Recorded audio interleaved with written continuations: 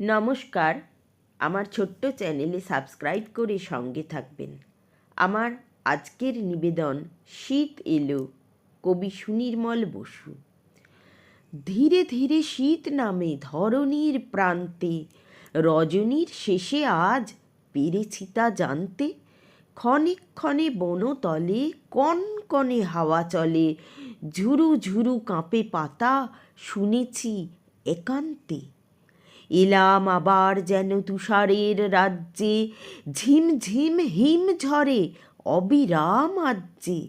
আবার শীতের শুরু, দেহ কাঁপে দুরু দুরু, হিমেল জোয়ার এলো দুনিয়ার মাঝে।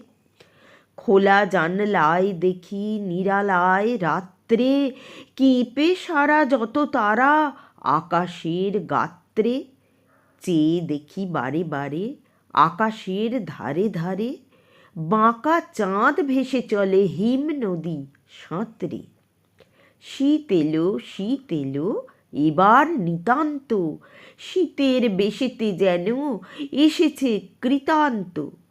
হিমের পরশ লেগে শেষ রাতে উঠি জেগে, কাঁপন ধরেছে ভাই, লেপ কাঁথা আনতো।